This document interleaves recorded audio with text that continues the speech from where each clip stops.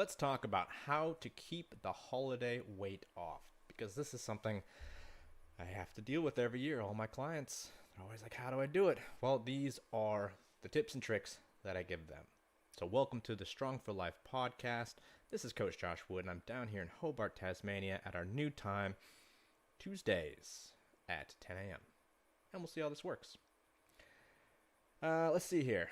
Let's go through the spiel. So if you're catching this on any of the podcast platforms, Amazon, Apple, Spotify, or if you found it somewhere else like YouTube, please take a moment to rate, review, share, and ask questions. That's what makes this work best, is if you ask questions about what you want to know, and then I can tell you about those things, which is why we're talking about how to manage potential weight gain issues over the Christmas season. So let's get into it. No big announcements this week. Just kick it along. My newborn son is a month old this week. Month old on Thursday. So still a lot of adjusting happening here. Still got my very interesting and exciting 3.5-year-old and trying to get out and do fun things with him and spend time with the new baby. And for all those busy parents and professionals, or if you're a busy parent and a professional, you probably understand the challenge of finding this balance. And that's what this podcast is all about. It's about trying to help folks like you who are busy, time poor, have a lot of responsibilities, yet still need to look after yourself so that you can be there for those other responsibilities. So, Strong for Life podcast, all about those busy parents and professionals. And I try to keep it short and snappy so you can just take some useful things or a potentially interesting and motivational story and run with it, and hopefully your week is a little better. But again, ask questions. This is live on 2 platforms. It's streaming live into the Become Strong for Life Facebook group, which you are welcome to come and join. Just mention in the membership questions that you found us through the podcast. And if you're catching this on YouTube, which is the newest addition to the live stream, please shout out and let me know what you think. Let me know how it's going. All right, so let's just go into some quick tips and tricks. So the biggest issue we find with the holidays is, well, chaos. A lot of people do pretty well with their nutrition and their exercise during the non-holiday period because they have routine. Routine is so important to making sure that we are able to maintain what we want for our goals. So when routine goes out the window, usually nutrition goes out with it, and people reach for whatever is most pleasurable to the mouth, feel-good foods, which then tend to not make you feel good afterwards. So let's go through some things that can really help keep you strong and on track while the rest of the world is going crazy around you. And I'm not going to tell you to avoid anything in particular. One thing I always say is there are no good and bad foods. There are just things that help you or detract from reaching your goals in the life you want. I don't tell people not to eat certain things because food and food enjoyment is one of the great pleasures in life, and it's also really important to social interaction. And we need that. So let's go over things that you can manage that will help you maintain your weight and your leanness and whatever other goals you're working towards during this chaotic period of time. And the first thing I want to mention is, of course, water. Drink water. Make sure that make sure that the things you're drinking are mostly water. I know there's a lot of sugary and alcoholic beverages that go around this time, but if you are about to go to dinner and you know you're going to have a few holiday cocktails and you know that you're going to have some wine, whatever it is, drink a big glass of water first. Stay hydrated. Before, during, after meals, make sure you just drink a big glass of water around each meal or feeding session.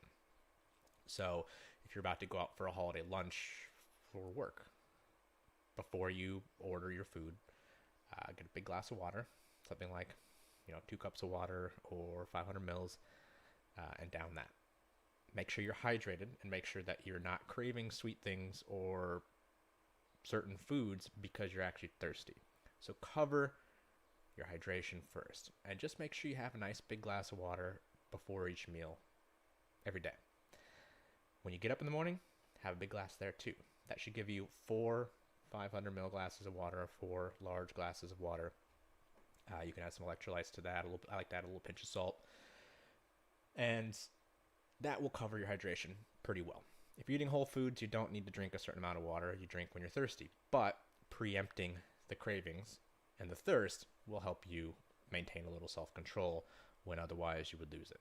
So big glass of water before feeding or drinking anything that's not water, and first thing in the morning. I mix in some protein water with mine in the morning. So 500 mils, scoop of the bulk nutrients Future Whey, which is a non-milky protein. It's pretty delicious. Pinch of salt, bit of creatine for me, but just a big glass of water in the morning.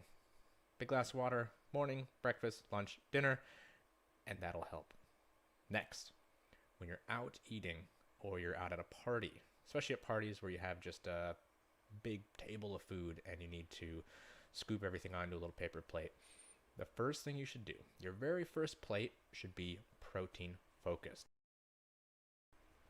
So if you're looking at your big buffet table and there's a bunch of little cocktail sausages or cheese, salami, or maybe it's dinner and you have big roasts and things like that, your first plate should be protein dominated.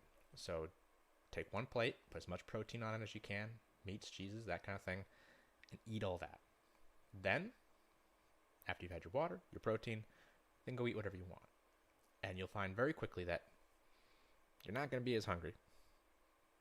You're going to feel better longer. Your energy levels are going to be better. Your cravings are going to be better. And because of that, you're much less likely to eat 3 plates of garbage because those things don't satiate you. They don't nourish you. They don't keep you feeling full. They make you feel bloated and sick. But they're delicious. So water and protein, first things you do when you go for a meal or some sort of social engagement. The next thing that you should really focus on is walking. Walk, walk, walk. Walk everywhere in the holiday season. If you're going to pick up Christmas presents, park in the back of the car park, walk all the way to the front, walk all your bags out, or push your cart or your trolley, whatever. Walk as much and as often as you can. Not only is this actually just really good for you, and I do believe that walking is the foundation of health. It's the first thing that I focus on with everybody that I work with. You need to be walking more.